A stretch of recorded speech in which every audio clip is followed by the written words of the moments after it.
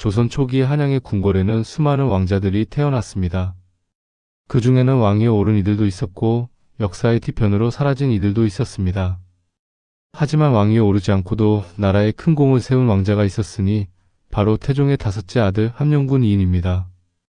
1403년 태종 2년 섣달 26날 한성부의 궁궐에서 한 사내 아이가 태어났습니다. 아버지는 조선 제3대 국왕 태종 이방원, 어머니는 신빈 신씨였습니다.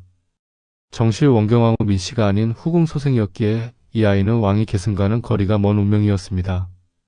하지만 그는 자신에게 주어진 삶을 충실히 살아가며 조선의 역사에 지울 수 없는 족적을 남기게 됩니다. 어린 시절의 이인은 천성이 순수하고 과묵한 아이였다고 전해집니다. 말은 적었지만 행동으로 자신의 뜻을 보여주는 성품이었죠. 태종은 비록 후궁 소생이었지만 이 아들의 됨됨이를 높이 평가했습니다. 1413년 이인이 11살이 되던 해였습니다. 태종은 그를 정윤에 임명했습니다. 정윤은 왕자들에게 내리는 품계 중 하나로 어린 왕자가 성장하여 공식적인 지위를 갖기 시작했음을 의미했습니다. 그 다음 해인 1414년 이인은 원윤으로 승진했습니다. 불과 12살의 나이였지만 그는 이미 궁중에서 예의 바르고 신중한 태도로 주변의 인정을 받고 있었습니다. 문무를 겸비한 인재로 성장하고 있었던 것입니다. 1415년 12월 3일 13살의 이인에게 중요한 일이 생겼습니다. 최사강의 딸과 정혼한 것입니다. 최사강은 훗날 좌의정에 추중될 만큼 명망 있는 가문의 인물이었고 그의 딸 최씨는 경안공주의 며느리 금성대군의 부인과 자매지간이었으며 이명대군 부인의 고모이기도 했습니다. 이는 이인이 비록 서출이었지만 왕실의 중요한 일원으로 인정받고 있었음을 보여줍니다. 그리고 1416년 2월 2일 14살이 된 이인은 최씨와 정식으로 혼인했습니다. 이때부터 그는 한 가정의 가장으로서 책임을 지게 되었습니다. 1417년 9월 12일 이인은 공령군으로 봉해졌습니다. 공령이라는 봉호는 공손하고 평안하다는 의미를 담고 있었습니다. 이에 따라 부인 최씨도 공신택주로 봉작되었습니다. 15살의 젊은 나이에 군으로 봉해진 것은 아버지 태종의 신임과 기대를 보여주는 일이었습니다. 1422년 세종 4년의 일이었습니다. 상황으로 물러나 있던 태종이 병석에 누웠습니다. 이미 왕위를 세종에게 물려준 지 4년이 지났지만 태종은 여전히 조선 왕실의 든든한 버팀목이었습니다. 그가 병들자 온 궁궐이 걱정에 휩싸였습니다. 이때 이는 왕인 세종과 함께 태종의 침소 주변을 지켰습니다. 밤낮을 가리지 않고 아버지의 병을 간호했습니다. 어떤 날은 밤새 잠을 이루지 못하고 태종의 곁을 지켰고 아버지가 조금이라도 불편해하면 즉시 달려가 시중을 들었습니다. 그해 5월 결국 태종이 승하했습니다. 조선을 건국한 태조 이성계의 뒤를 이어 왕위에 올라 조선의 기틀을 다진 위대한 군주가 세상을 떠난 것입니다. 궁궐은 깊은 슬픔에 잠겼습니다. 태종의 빈전이 설치되었습니다. 빈전은 왕이 승하한 후 장례를 치르기 전까지 시신을 모시는 곳입니다. 왕족들은 교대로 빈전에 입직하여 돌아가신 왕을 지키는 것이 관례였습니다. 이인은 빈전 입직을 단 한 번도 게을리하지 않았습니다. 다른 왕자들이 피곤함을 호소할 때도 이인은 묵묵히 자신의 자리를 지켰습니다. 아버지에 대한 효심과 존경심이 그를 지탱하게 했던 것입니다. 이러한 이인의 모습은 세종의 눈에도 깊은 인상을 남겼습니다. 1429년 세종 11년이었습니다. 이인이 27살이 되던 해였죠. 이에 조선 조정은 중대한 결정을 내렸습니다. 명나라에 사신을 보내 오랫동안 조선을 괴롭혀온 문제를 해결하려 한 것입니다. 그 문제란 바로 금과 은의 세공이었습니다.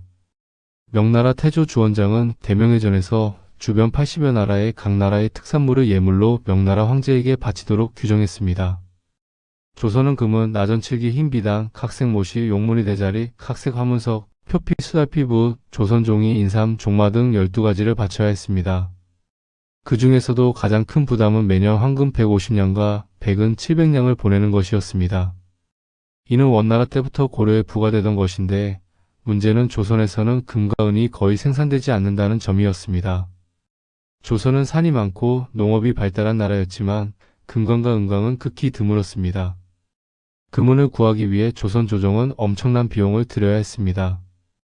때로는 백성들에게 무리한 징수를 해야 했고 때로는 다른 나라에서 비싼 값에 사들여야 했습니다.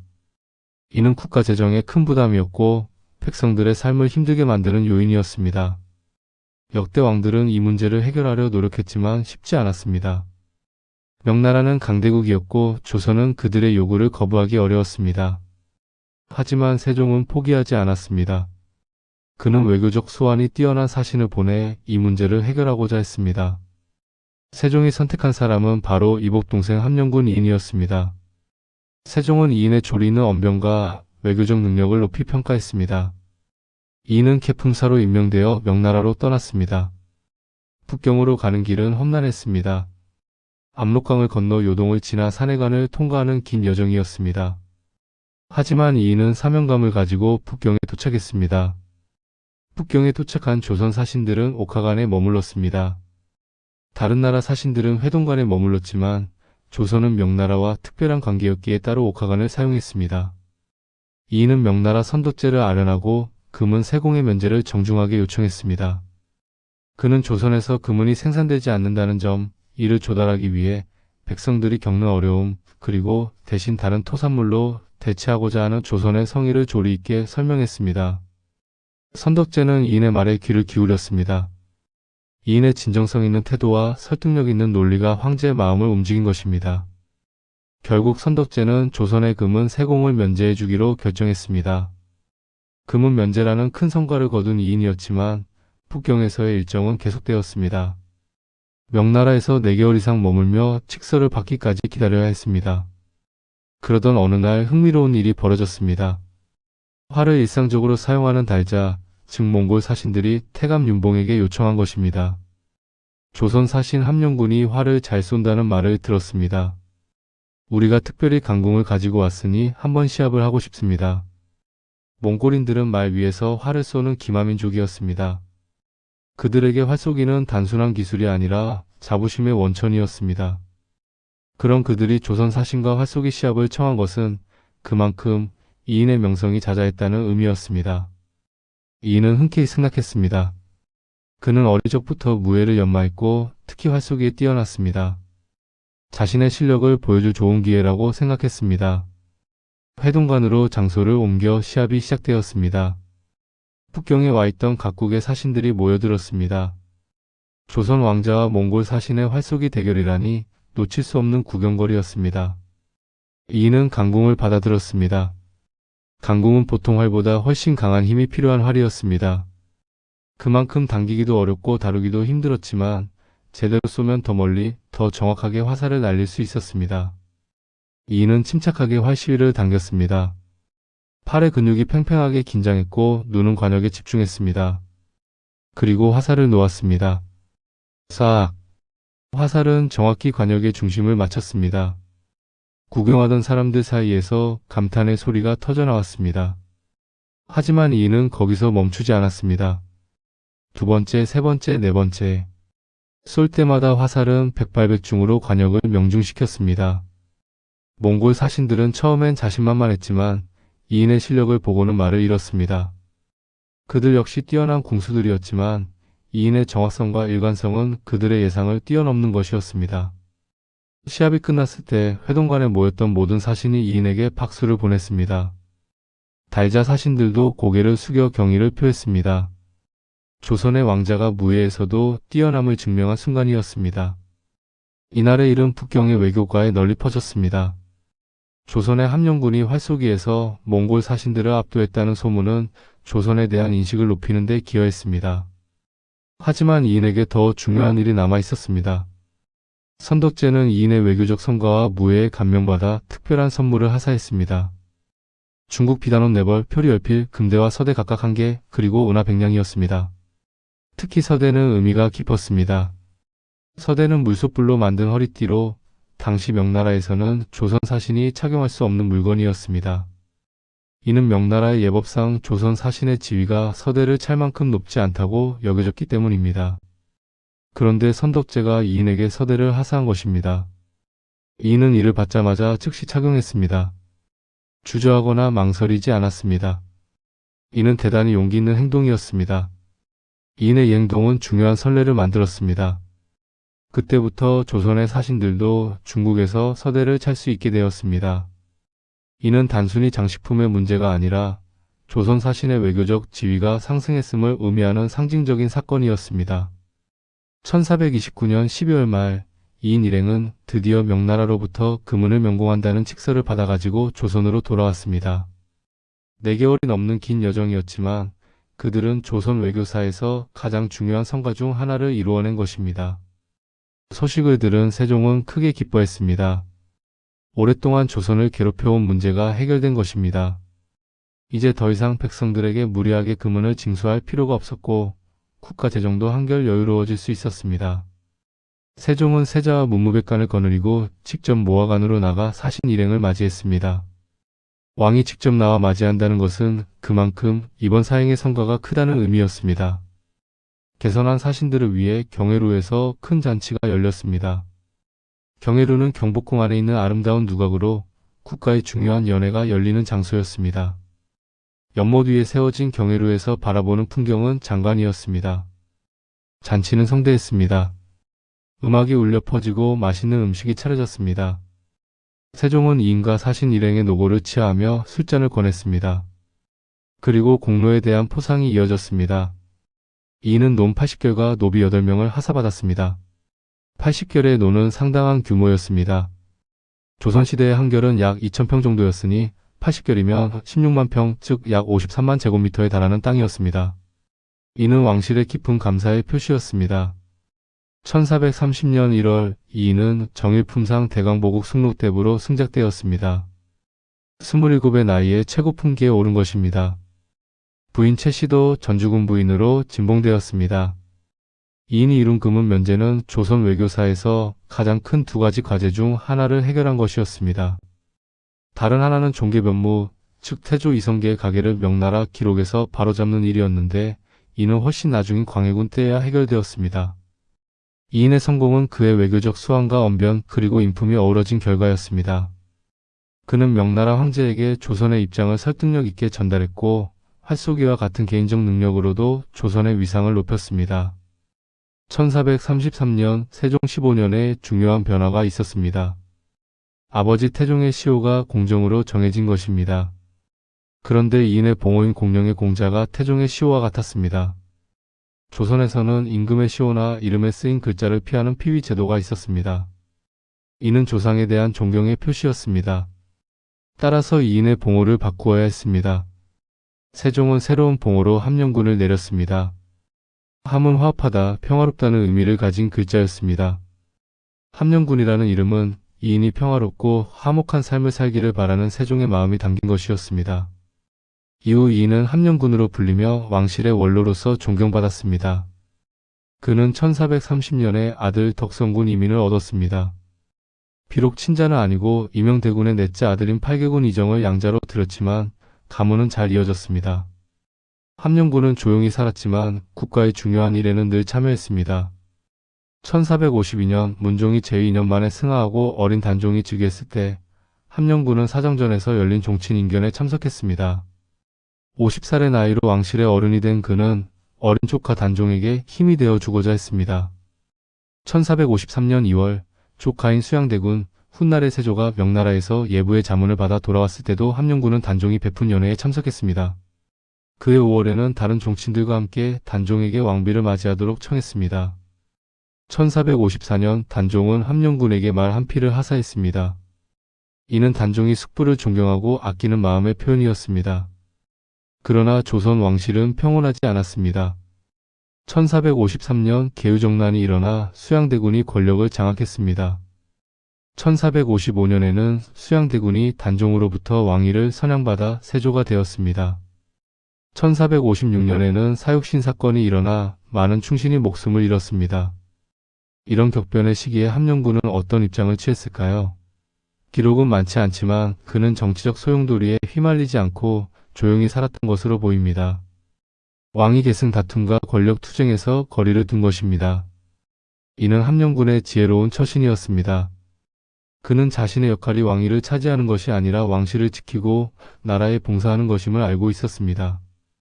명나라에서 금은 면제를 이뤄낸 외교관으로서 활쏘기로 조선의 명예를 드높인 무인으로서 그리고 태종과 세종을 효성스럽게 섬긴 아들이자 동생으로서의 삶에 만족했던 것입니다. 함령군은 장수했습니다. 당시로서는 드물게 60대까지 살았습니다. 그는 세종, 문종, 단종, 세조의 네 임금을 모시며 조선 초기의 격동기를 모두 경험했습니다. 1467년 세조 13년 9월 30일 함령군 이인은 65세의 나이로 세상을 떠났습니다. 그가 태어난 것이 1403년이니 64년의 생을 산 셈입니다. 그의 죽음은 조용했습니다. 요란한 권력 다툼 속에서 목숨을 잃은 다른 왕족들과 달리 그는 편안하게 생을 마감했습니다. 이는 그가 평생을 올바르게 살았기에 가능한 일이었습니다. 함령군의 묘는 경기도 남양주시 와부 도곡리에 조성되었습니다. 흥미롭게도 그의 묘는 어머니 신빈신 씨의 묘 오른쪽 아래에 자리 잡았습니다. 죽어서도 어머니 곁을 지키고 싶었던 효자의 마음이 느껴집니다. 신빈신 씨는 1435년에 세상을 떠났으니 아들 이인보다 32년 먼저 세상을 떠난 것입니다. 이인은 어머니가 돌아가셨을 때 깊은 슬픔에 잠겼을 것입니다. 그리고 자신이 세상을 떠날 때 어머니 곁에 묻히기를 원했을 것입니다. 함령군 이인은 죽은 후에도 기억되었습니다. 1872년 고종 9년에 그는 영종정경으로 추중되었습니다. 죽은 지 400년이 넘어서도 그의 공로가 인정받은 것입니다. 함령군의 가문도 잘 이어졌습니다. 양자로 들인 8개군 이정의 후손들이 가계를 이었고 딸들도 좋은 가문과 혼인하여 후손을 남겼습니다. 그의 외손자 중에는 판관과 참판이 된 이들도 있었습니다. 역사는 함령군을 어떻게 평가할까요? 첫째, 그는 뛰어난 외교관이었습니다. 조선이 오랫동안 해결하지 못했던 금은 세국 문제를 해결한 것은 단순히 한 번의 외교적 성공이 아니었습니다. 이는 백성들의 부담을 덜어주고 국가 재정을 안정시킨 실질적인 업적이었습니다. 둘째, 그는 문무를 겸비한 인물이었습니다. 북경에서 몽골 사신들과의 활쏘기 시합에서 보여준 실력은 단순한 무예가 아니었습니다. 그것은 조선의 위상을 높이고 조선 왕자의 품격을 보여준 문화 외교였습니다. 강대국 명나라의 수도에서 수많은 나라의 사신들이 지켜보는 가운데 조선의 자존심을 지킨 것입니다. 셋째, 그는 모범적인 왕족이었습니다.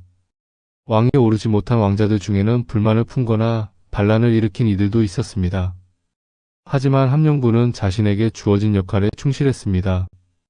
아버지 태종이 병들었을 때는 밤낮으로 간호했고 승하한 후에는 빈전 입직을 게을리하지 않았습니다.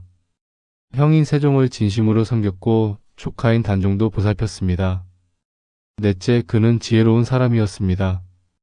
계유정난과 사육신 사건 같은 왕실의 비극 속에서도 그는 정치적 분쟁에 휘말리지 않았습니다. 권력을 탐하지 않고 명예를 지키며 조용히 자신의 삶을 살았습니다. 이러한 처신 덕분에 그는 장수할 수 있었고 평안하게 생을 마감할 수 있었습니다.